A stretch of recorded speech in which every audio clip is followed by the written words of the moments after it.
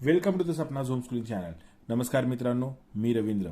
आज आपण इयत्ता 8वीचा विज्ञानाचा पाठ 5वा अणूचे अंतरंग याच्यातील आधी मी 2 भाग केलेले आहेत स्पष्टीकरणाचे आणि आता हा तिसरा भाग आहे. तर याच्या आधीच्या 2 भागामध्ये आपण काय काय समजून घेतलं होतं. तर डाल्टनचा अणु सिद्धांत, थॉम्सनचे प्लम पुडिंग अणुप्रारूप आणि रुदरफोर्डचे केंद्रकीय अणुप्रारूप आणि नील्स बोर यांचे स्थायी कक्षा अणुप्रारूप हे आपण चारही अणुप्रारूप अभ्यासलेली आहेत. तसेच अणुसंरचना म्हणजे संरचनेत काय असतं तर एक केंद्रक असतं, केंद्रकामध्ये प्रोटॉन आणि न्यूट्रॉन असतात आणि बाह्य भाग त्याच्यामध्ये इलेक्ट्रॉन असतात. हे आपण पाहिलेलं आहे.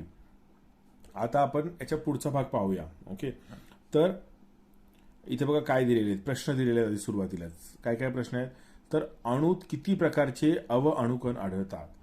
तर अणूमध्ये 3 प्रकारचे अव अणुकण आढळतात. कोणते कोणते तर प्रोटॉन, न्यूट्रॉन आणि इलेक्ट्रॉन. तर कोणते अणुकण प्रभारयुक्त आहेत तर हे आपल्याला माहिती आहे की प्रोटॉन आणि इलेक्ट्रॉन हे प्रभारयुक्त आहेत. प्रोटॉनवरती धनप्रभार आहे, इलेक्ट्रॉनवरती ऋण प्रभार आहे आणि न्यूट्रॉन हे प्रभाररहित आहेत. ओके, ते न्यूट्रलच असतात म्हणून त्याला न्यूट्रॉन म्हणतात. तर केंद्रकात कोणते अवकोण असतात तर केंद्रकामध्ये प्रोटॉन आणि न्यूट्रॉन हे अणुकण असतात. ओके, आता केंद्रकाभोवती परिभ्रमण करणारे इलेक्ट्रॉन कोठे असतात तर केंद्रकाभोवती परिभ्रमण करणारे इलेक्ट्रॉन हे कवचात म्हणजे ज्याची जी कक्षा असते कक्षामध्ये असतात. ती कक्षा ही गोलाकार असल्यामुळे त्याला काय म्हणतात तर कवच म्हणजे शेल हे शब्द वापरतात. ओके, बघा मी इथे प्रश्नाची उत्तरे लिहिली आहेत. ओके, किती प्रकारचे अणुकण असतात तर 3 प्रकारचे. ओके, मग कोणते कोणते अणुकण प्रभारयुक्त असतात तर प्रोटॉन आणि इलेक्ट्रॉन हे अणुकण प्रभारयुक्त आहेत. तर कोणते अणुकण केंद्रकात आहेत तर प्रोटॉन आणि न्यूट्रॉन हे केंद्रकात आहेत आणि केंद्रकाभोवती इलेक्ट्रॉन हे शेल म्हणजेच कवचामध्ये असतात. ओके, चला पुढे जाऊ, आपण पाहू आता पुढे काय लिहिलेलं आहे. तर इलेक्ट्रॉनचे वस्तुमान नगण्य असल्यामुळे अणूचे वस्तुमान प्रामुख्य त्याच्या केंद्रकातील प्रोटॉन आणि न्यूट्रॉन यांच्यामुळे असते. म्हणजे प्रोटॉन आणि न्यूट्रॉनला जे वजन आहे ना त्यालाच काउंट करता येतं. इलेक्ट्रॉनचं वस्तुमान अगदी नगण्य असतं त्यामुळे त्याला आपण मोजूही शकत नाही, मोजतही नाही. ओके, तर अणूमधील प्रोटॉन व न्यूट्रॉन यांची एकत्रित संख्या म्हणजेच त्या मूलद्रव्याचा अणुवस्तुमानांक. ओके, तर प्रोटॉन आणि न्यूट्रॉनची जी संख्या असते त्याला त्याचा अणुवस्तुमानांक, वस्तुमान म्हणजे काय वजन, मग अणूचं वस्तुमान म्हणून अणुवस्तुमानांक असं म्हणतात. तर अणुवस्तुमानांक कशाने दाखवतात तर ते ए ह्या संज्ञेने दाखवतात. ओके, आणि अणुअंक झेडने दाखवतात. ओके, तर आपण कधी पण एखादी संज्ञा लिहिताना ती कशी लिहितो बघा, इथे उदाहरण दिलेलं आहे. तर अणुसंज्ञा, अणुअंक आणि अणुवस्तुमानांक हे एकत्रितपणे चिन्हांकित संकेत रूपात दर्शवण्याची पद्धत पुढे दिली आहे. म्हणजे बघा आता हा कार्बनचा ही संज्ञा आहे, सी असते. मग वरती लिहिलाय तो अणुवस्तुमानांक आणि खाली लिहिलाय तो अणुअंक. म्हणजे वरती 12 लिहिलेला आहे तो अणुवस्तुमानांक आहे. म्हणजे काय तर प्रोटॉन आणि न्यूट्रॉनची एकत्रित संख्या आणि खाली काय लिहिलेलं आहे 6 हा अणुअंक आहे. ओके, तर इथे लक्षात घ्या, ह्या अशा पद्धतीने दाखवायचं. तर ह्या चिन्हांकित संकेताचा अर्थ कार्बनचा अणुअंक म्हणजेच प्रोटॉनची संख्या 6 व कार्बनचा अणुवस्तुमानांक 12 आहे. ओके, यावरून हे सुद्धा समजते की कार्बनच्या केंद्रकात 12-6 म्हणजे 6 न्यूट्रॉन आहेत. ओके, बघा खाली जो दिलेला आहे ना तो अणुअंक आहे म्हणजे प्रोटॉनची संख्या आणि वरती जो दिलेला आहे तो वस्तुमानांक आहे म्हणजे प्रोटॉन आणि न्यूट्रॉनची संख्या एकत्रित आहे. मग मला सांगा जर प्रोटॉन आणि न्यूट्रॉन 12 आहेत आणि प्रोटॉन जर 6 आहेत तर मग न्यूट्रॉन किती आले तर 12-6 म्हणजे 6 न्यूट्रॉन आहेत. आलं लक्षात. आता इथे बघा, इथे पण काही प्रश्न दिलेले आहेत, ते प्रश्न आपण नीट समजून घेऊयात. तर ऑक्सिजनची संज्ञा ओ असून ओके त्याच्या केंद्रकात जर 8 प्रोटॉन आणि 8 न्यूट्रॉन असतात. यावरून ऑक्सिजनचा अणुअंक आणि अणुवस्तुमानांक ठरवा. तर मला सांगा ऑक्सिजनचं आपलं काय आहे तर पेन लिहिली तुम्ही इथे. ओके, ओ आहे.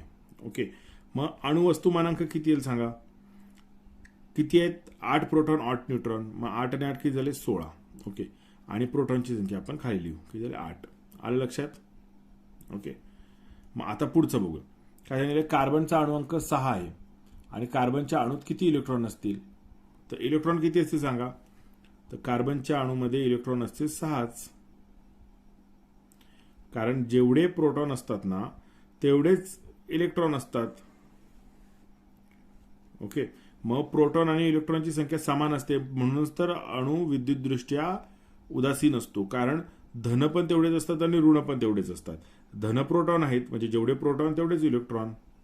ओके, आणि अणुअंक हा प्रोटॉनच्या संख्येवर असतो. मग इथे द्यायचं कार्बनच्या अणूत 6 इलेक्ट्रॉन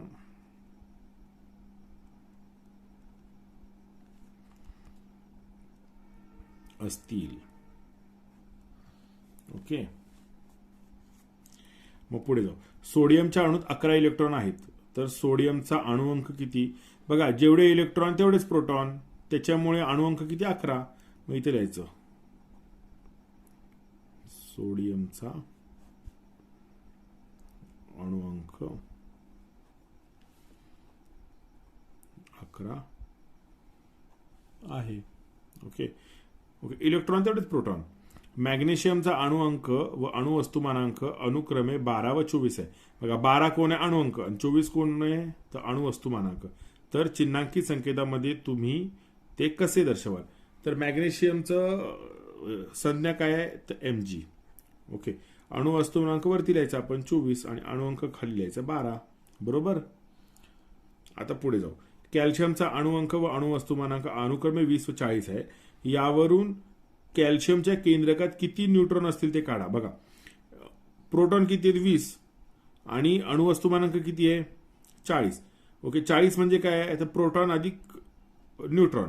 प्रोटॉन आणि न्यूट्रॉनची संख्या 40 आहे आणि प्रोटॉनची संख्या 20 आहे. तर मग 40 वजा 20 किती होणार? 20. म्हणजे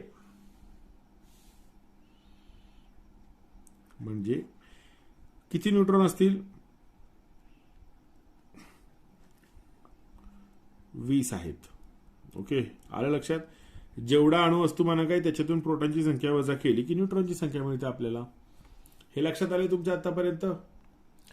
आतापर्यंत आपल्याला काय काय कळलं? की अणूमध्ये केंद्रक असतं, केंद्रकात प्रोटॉन आणि न्यूट्रॉन असतात आणि त्याच्या बाहेर कक्षेमध्ये म्हणजेच कवचामध्ये इलेक्ट्रॉन फिरत असतात. जेवढे प्रोटॉन असतात तेवढेच इलेक्ट्रॉन असतात आणि अणुवस्तुमान हे प्रोटॉन आणि न्यूट्रॉनच्या संख्ये एवढं असतं. काय इलेक्ट्रॉनचं वस्तुमान हे नगण्य आहे, त्यामुळे त्याला मोजत नाहीत. आता इलेक्ट्रॉनचं वितरण, आता आपण प्रोटॉन न्यूट्रॉनचा भाग संपला, आता आपण इलेक्ट्रॉनवरती येऊ. तर इलेक्ट्रॉन, बोरने काय सांगितलं होतं की इलेक्ट्रॉन हे कक्षेमध्ये फिरत असतात. ओके, म्हणजेच एका कवचामध्ये फिरत असतात.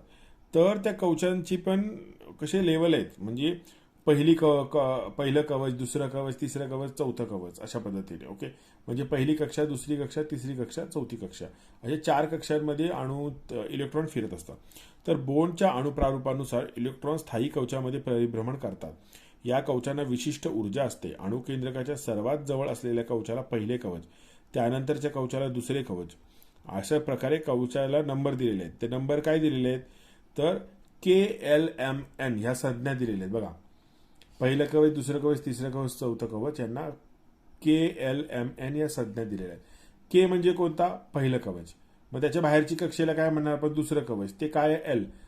तिसरं कवच काय आहे? M. आणि चौथं काय? N. ओके, आता या कवचामध्ये अणू किती असतील? अणू नाही, इलेक्ट्रॉन किती असतील ह्या संख्येला पण एक गणित आहे. म्हणजे जे पहिलं कवच आहे ते के कवच आहे ना, त्याच्यामध्ये किती इलेक्ट्रॉन असतील ही संख्या फिक्स असते. त्याच्यापेक्षा जास्त इलेक्ट्रॉन असू शकत नाही. जास्तीत जास्त किती इलेक्ट्रॉन मावणार ना ते ठरलेलं आहे. जसं L हे दुसरं कवच आहे, त्याच्यामध्ये पण किती इलेक्ट्रॉन मावणार जास्तीत जास्त त्याची संख्या फिक्स आहे.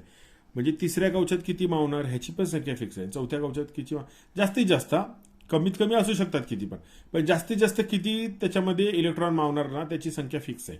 तर त्याचं एक सूत्र आहे. ते सूत्र आता इथे काय दिलेलं बघा. तर 2 गुणुले जो कक्षेचा नंबर आहे, ओके, तो नंबरचा वर्ग. मग आता मला सांगा, पहिल्या कवचेचा इथे नंबर काय येतो? 1. दुसऱ्या कवचाचा नंबर येतो 2. तिसऱ्या कवचाचा नंबर येतो 3. आणि चौथ्या कवचाचा नंबर येतो 4. मग आता इथे आपण पहिली कक्षा म्हणून ते 1 चा वर्ग. 1 चा वर्ग काय येतो? 1च. आणि गुणिले 2 किती येतात? 2. म्हणजे हे फिक्स आहे की पहिल्या कक्षेमध्ये जास्तीत जास्त 2 इलेक्ट्रॉन असणार. 3 इलेक्ट्रॉन पहिल्या कक्षेत नसणार. 4 इलेक्ट्रॉन पहिल्या कक्षेत नसणार. दुसऱ्या कक्षेत किती असते? जास्तीत जास्त. तर 2 गुणिले हा 1 होता ना, आता इथे 2 घ्यायचा. 2 चा वर्ग. 2 चा वर्ग किती होतो? 4.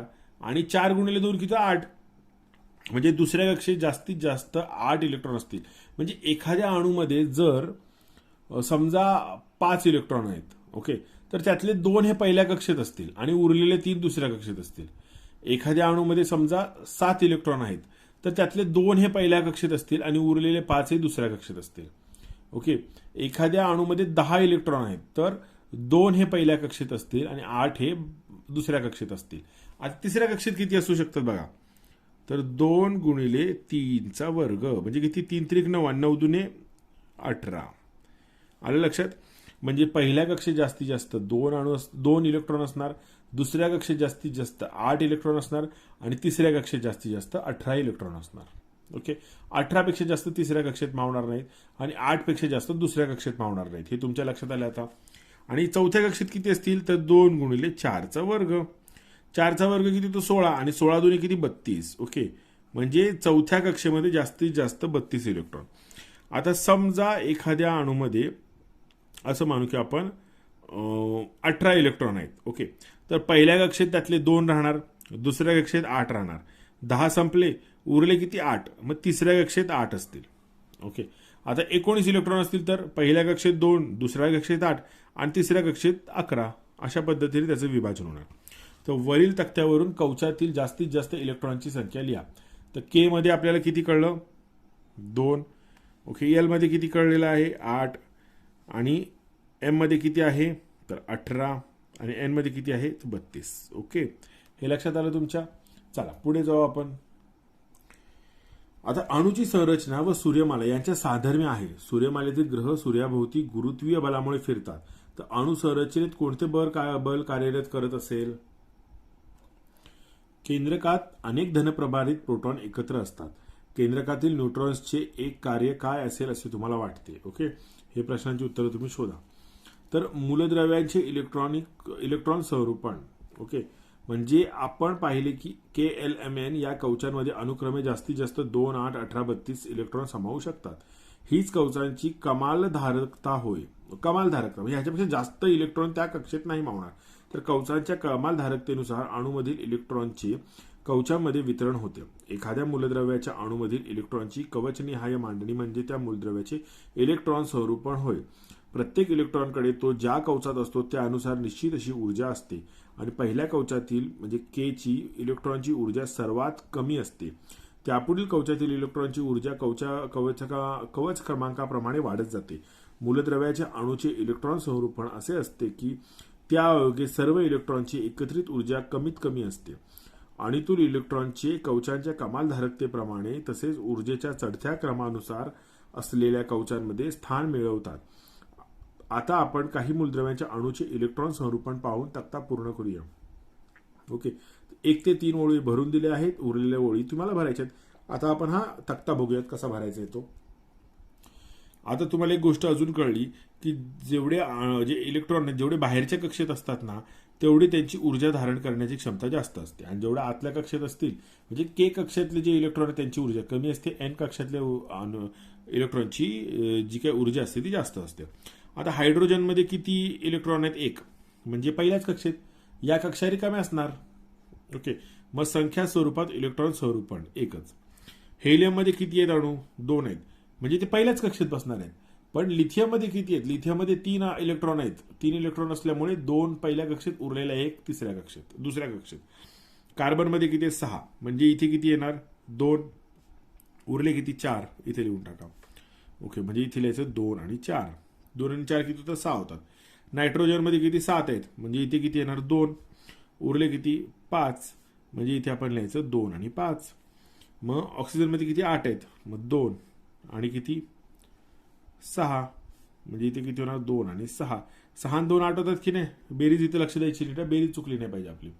मग इथे किती आहेत, फ्लोरॉनमध्ये किती आहेत, 9 आहेत. म्हणजे किती, 2 आणि 7. म्हणजे इथे किती, 2 आणि 7. बघा 8 होईपर्यंत आपल्याला दुसऱ्याच कक्षेत थांबायचं, पुढे उडी बनावं. आता आपलं खरं गणित सुरू होतं. बघा 10 असतील तर काय होणार, इथे 2 इथे 8 हे की नाही. 2 आणि 8ची बेरीज किती, 10. आता 11 आहेत. इथे 2 इथे 8. 8 पेक्षा जास्त बसणार नाहीत. ओके. उरले किती, अजून एक उरला म्हणजे इथे. ओके. तिसऱ्या कक्षेत म्हणजे 2 आणि 8 आणि 1. ओके नाही. बघा 8 आणि 2 10 आणि 1 11. आलं लक्षात? पहिल्या कक्षेत जास्तीत जास्त 2, दुसऱ्या कक्षेत जास्तीत जास्त 8, उरलेले आपण तिसऱ्या कक्षेत दिले. मग 17 असतील तर किती होणार? 2 आणि 8 इथे आले आणि उरले किती? 7 इथे आले. म्हणजे 2, 8 आणि 7. क्लोरीनचे 2, 8 आणि 7 अशा पद्धतीने विभाजन झालेले आहे. आता आर्गॉनचं काय होणार? 2 आणि 8 इथे आले आणि उरले किती? 8. अशा पद्धतीने बघा 2, 8 आणि 8. ओके. तिसऱ्या कक्षेत 8 नाही 18 राहू शकतात, पण आता इथे 8च जास्त आहेत त्यामुळे इथे बसले. आता 35 असतील तर बघा 2 आणि 8 इथे गेले. ओके, 10 गेले, उरले किती? 25. तिसऱ्या कक्षेत किती गेले? 18 पूर्ण गेले. ओके, बेरीज झाली का पूर्ण? बघा 18 आणि 8 आणि 2 किती होतात? तर 8 आणि 2 10, 10 आणि 18 किती होणार? 10 आणि 18 होतात 28. तरी अजून इलेक्ट्रॉन उरले की नाही? किती उरले? 7 उरले. ओके, मग 7 जातील आपले चौथ्या कक्षेत. ओके, म्हणजे ब्रोमिनची बघा, ब्रोमिनमध्ये ऊर्जा जास्त आहे कारण चौथ्या कक्षेत पण इथे इलेक्ट्रॉन आहेत. मग इथे कसं जर 2, 8, 18 आणि 7. ओके, आले लक्षात कसा तक्ता भरायचा हा? तुम्ही भरून बघा. अजूनही काही वेगवेगळे जर तुम्हाला मूलद्रव्यांची संज्ञा माहीत असतील तर त्या पद्धतीने तुम्ही त्यांचाही तक्ता भरून बघा.